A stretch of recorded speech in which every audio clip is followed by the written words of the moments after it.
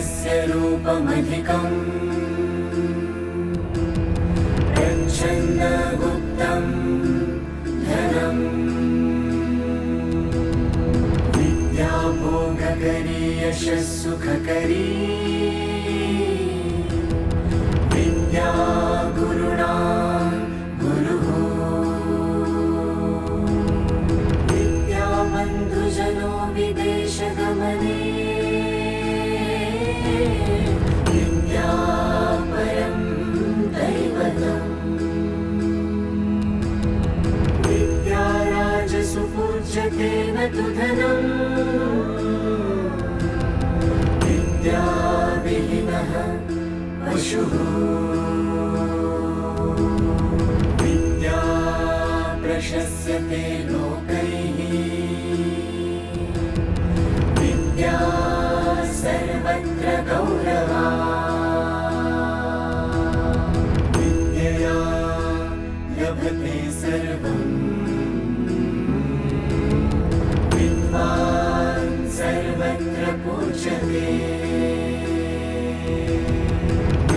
ज्ञानेन सदृशं पवित्रमिह विद्यते न हि ज्ञानेन सदृशं पवित्रमिह विद्यते न हि ज्ञानेन सदृशं पवित्रमिह विद्यते।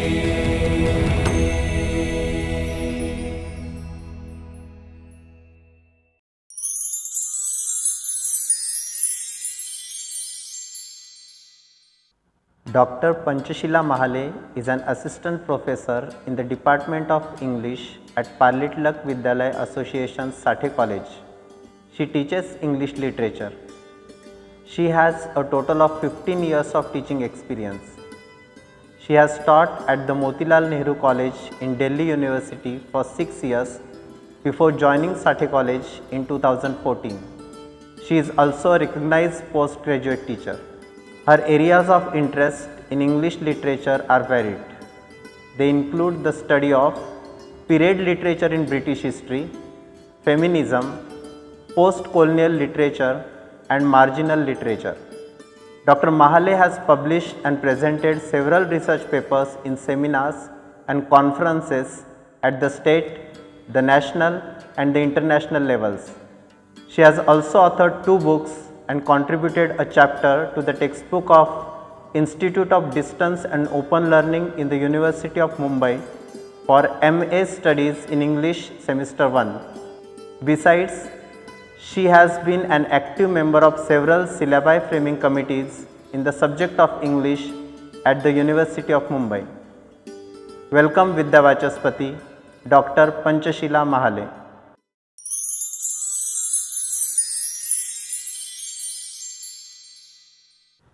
Namaskar.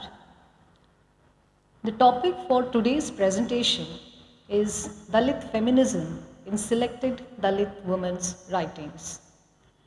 I come from English literature background, and we know that literature is a discipline that is about human condition.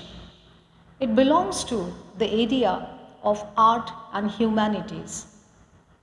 This subject explores the human conditions.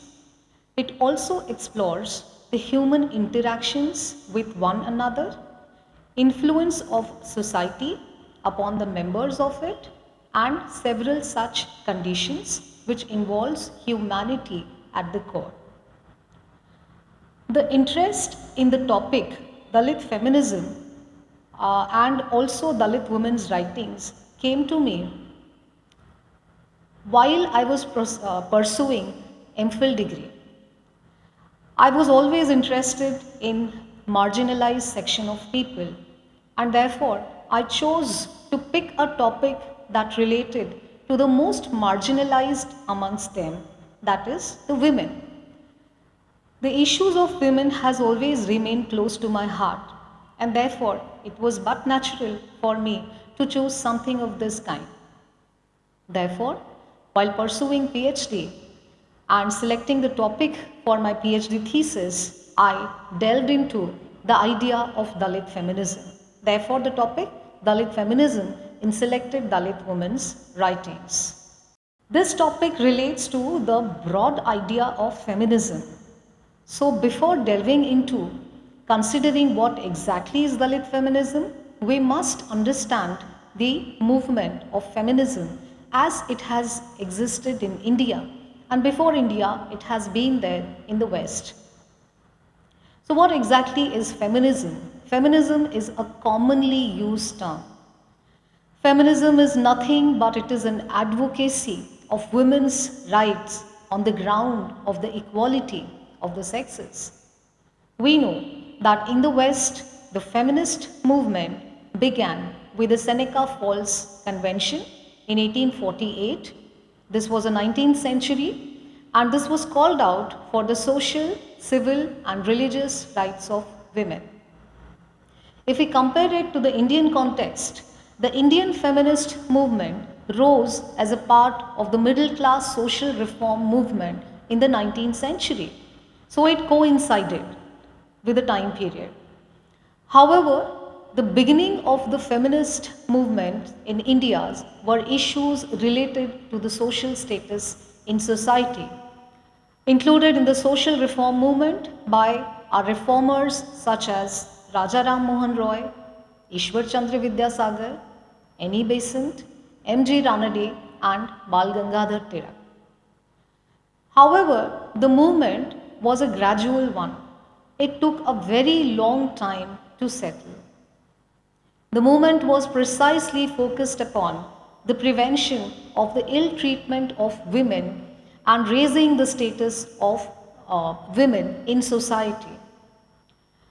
However, when it comes to the 90s, the later half of the 20th century, there are several branches of feminist movements that chart out. And one of such movements had been Dalit feminist movement. And there were several causes for its uprisings. A vital aspect of the Indian feminist movement was initiated from the fact that it had ignored, it had neglected the basic concerns of one community, that was the Dalit community. So Dalit feminism, it has begun with a discourse of discontent, and it has brought along with a sense of politics of difference.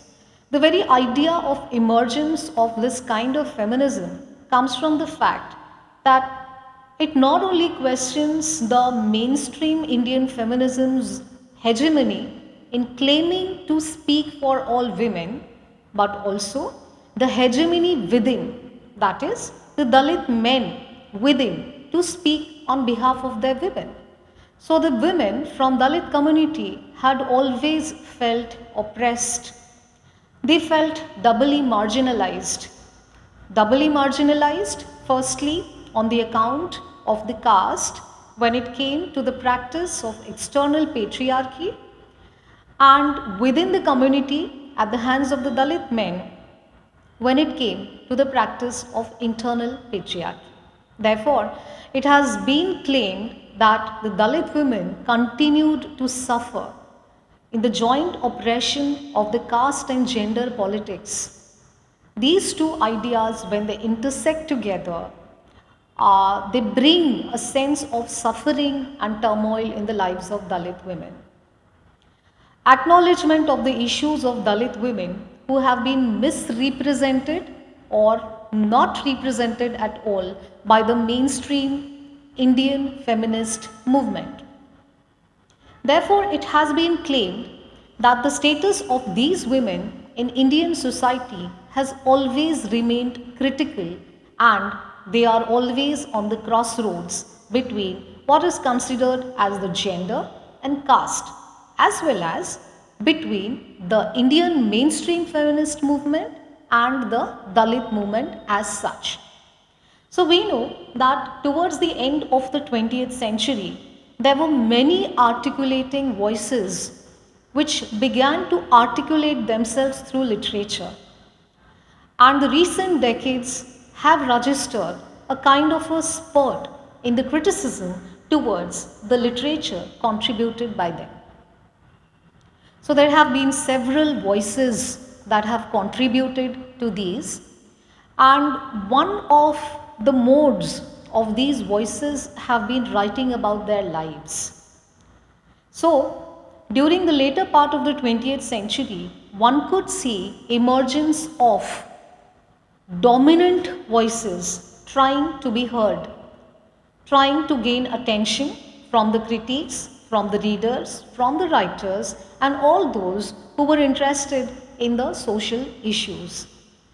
So, difference in the nature of the problems faced by the Dalit women was something that they claimed. And therefore, they wanted a new platform for themselves. It is also considered that basically it has been the patriarchal codes of conduct for women which has remained at the root of problems. The articulating voices of these women emerged in the later part of the 20th century. And as I just said, it was mostly through the modes of autobiographical writing that their voices became evident. So, why I chose autobiographies for my PhD thesis is interesting and it needs attention. First of all, when the Dalit women started writing their autobiographies, they were writing in a different manner that differed from what we generally have for the autobiographies as we understand.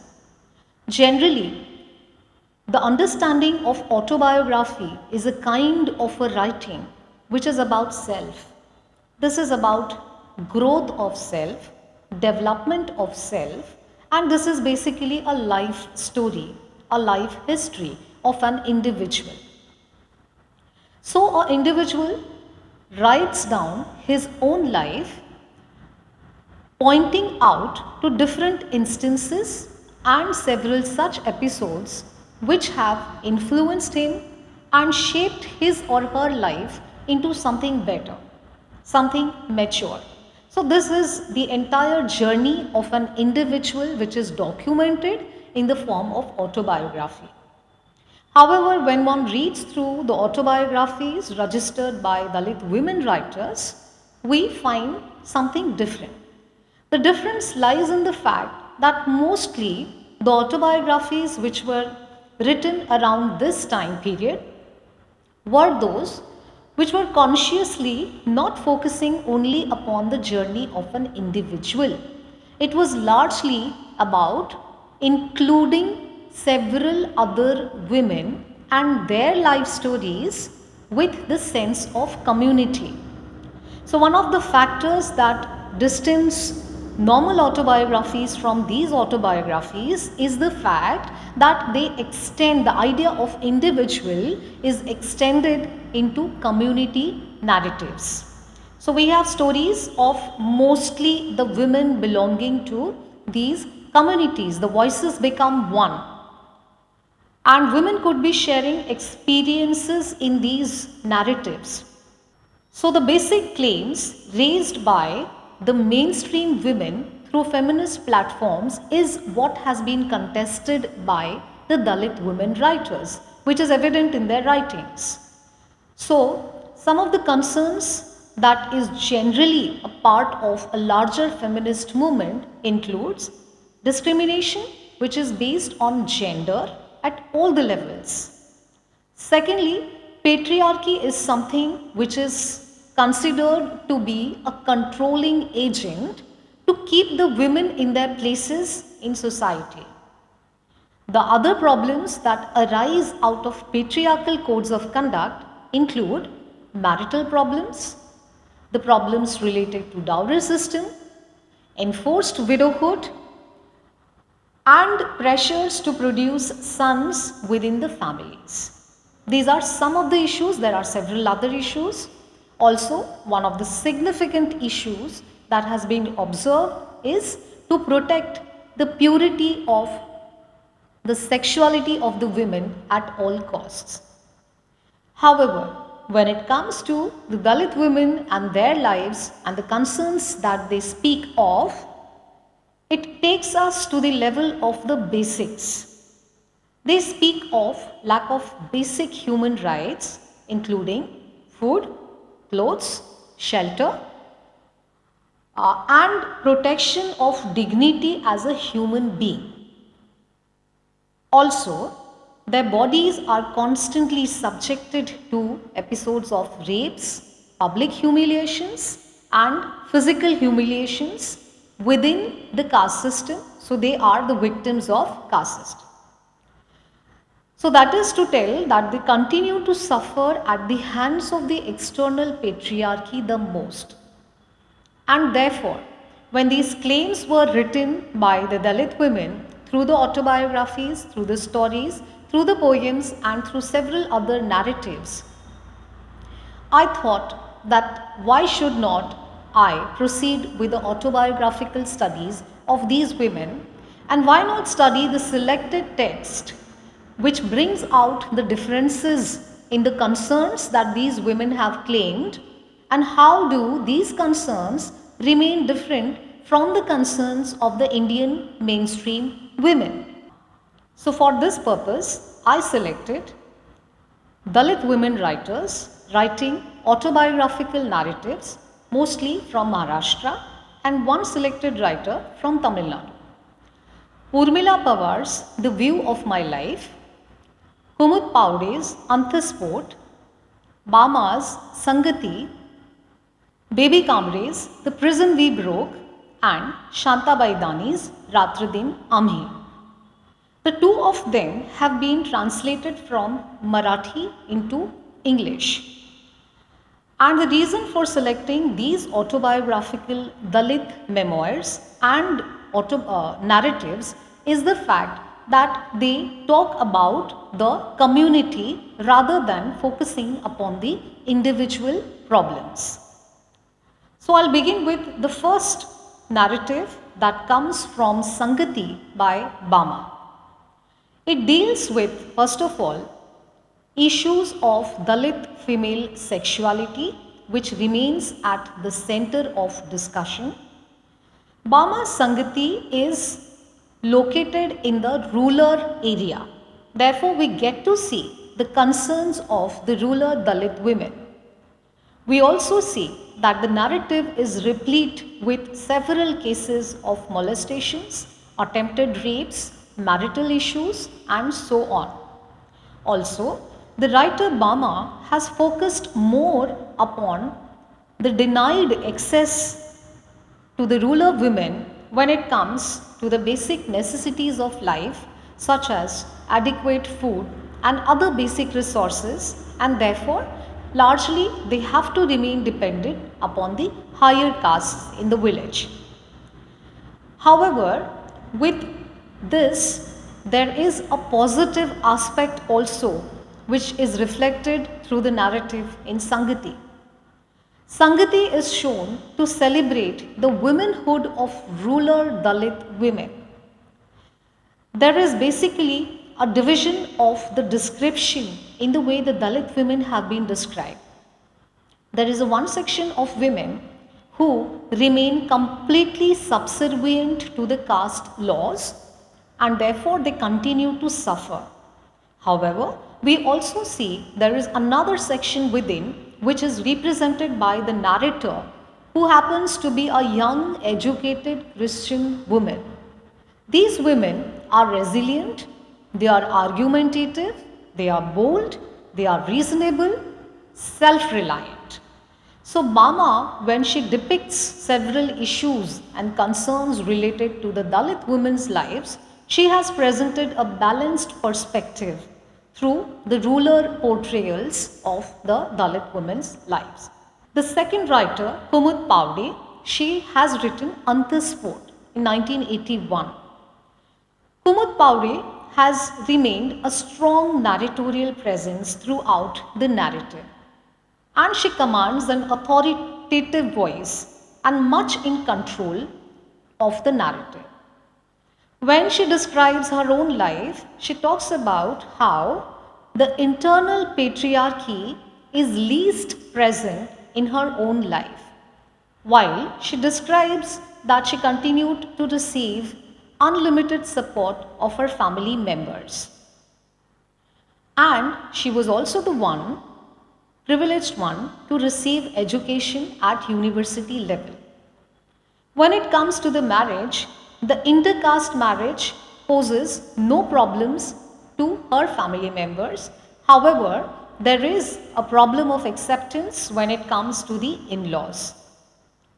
However, as she is raised up in a liberal atmosphere, she is encouraged to decide for her own right from her childhood.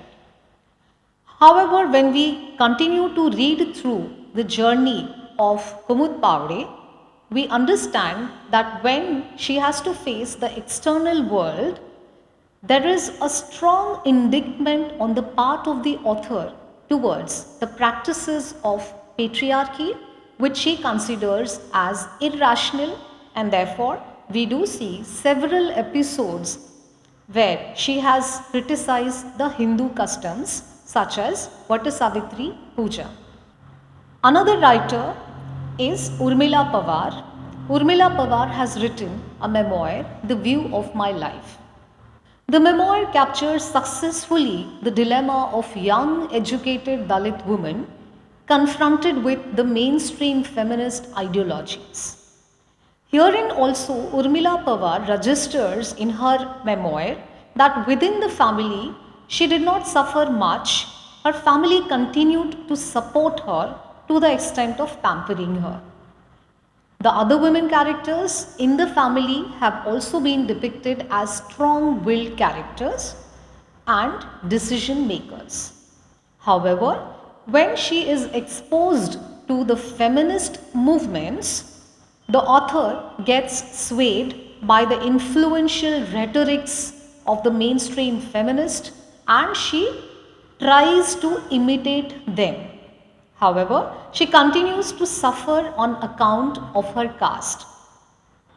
The Prisons We Broke is an autobiographical narrative of another writer, that is Babitai Kamre. This is another depiction of the lives of Dalit women in the rural regions of India. The Prisons We Broke is all about Dalit women and how they are engulfed in the darkness of superstitions, blind faiths in the dictums of Hindu religion, illiteracy, deprivation of the basic sources, etc. So there are several episodes which have been delineated throughout the narrative that throw light upon how these women, because they suffered on the account of the lack of education in their lives, how they continued to suffer and they believed in several superstitions. Several episodes of the torture of the mother-in-law towards the daughter-in-law has been delineated. Also, the ill consequences of the close imitation of the Hindu rules reduces them to an inhuman status. But towards the end of the narrative, we do see that the narrative changes towards a positivity. And the writer talks about the influence of Dr. Ambedkar and how the community felt transformation with his radical ideas and ideology. So towards the end, we do see positivity coming into the lives of these women and these women being encouraged to receive education and transforming their lives towards betterment.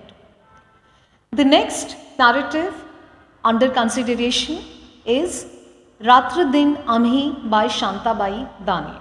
Shantabai Dani has been a social activist and a political activist. This narrative is of political and social empowerment of Dalit women, and this is a biography. This is not an autobiography. This biography has been penned by Miss Bhargavi. The childhood that has been defined in Ratra Din Ami has been defined by deprivation of basic necessities such as food and clothes. The mother and daughter relationship, however, is a beautiful one. The mother has always remained supportive to the daughter. in her upbringing and supporting towards her education. The mother continues to support her unconditionally and exposes her to the right people in the society. And therefore, we do see in the journey of Shantabai Dani, she rises up to be an active member of Indian Dalit politics and receives encouragement from national leaders such as Dr. Ambedkar. Therefore, while studying through these different autobiographies, narratives, and stories, we do see that Dalit women, they undergo a series of challenges throughout their lives, and the nature of these challenges do remain different from those who come from mainstream Indian society. However, we do also see that there are several traces of patriarchal forces being practiced within the community, which comes as a result of imitative practices. And on the account of these, Dalit women continue to suffer doubly. The textual analysis of these selected texts establish that the victimization of Dalit women cannot be ruled out, and most of their concerns result from the prevailing caste system in the Indian society. While pursuing this topic, the method of study included the interpretation of these texts, analysis, and the critical appreciation of the selected primary text. The secondary sources included books contributed by Dalit writers as well as non-Dalit writers on the given subject, the criticism which was available on the issues, the journals which included both the e-sources and the print sources. Also, there were sources whose help was taken from internet, including popular interviews, Google ebooks, articles, blog entries, and research papers in the reviewed journals and academic journals. So, I would like to say that I did not stop with my study of this topic with the PhD thesis. Immediately after this, because this topic was so concerning, that I took upon a certain project that dealt with taking interviews of several women representing different facets of life. So I have taken interviews of Dalit women coming from rural areas, including the farmers, the peasants. I also included the women who are in working positions, who are placed in corporate, etc. So I have tried to bring several such women on a single platform and tried to make a study out of it by listening to them and their concerns as to what are their concerns in the present times. So the research in the studies is an ongoing process, and I believe I am on my path towards doing a service towards humanity by observing, by writing about them, and by bringing to fore the concerns which are related to them. Thank you very much. ज्ञानेन सदृशं पवित्रमिह विद्यते न हि ज्ञानेन सदृशं पवित्रमिह विद्यते न हि ज्ञानेन सदृशं पवित्रमिह विद्यते।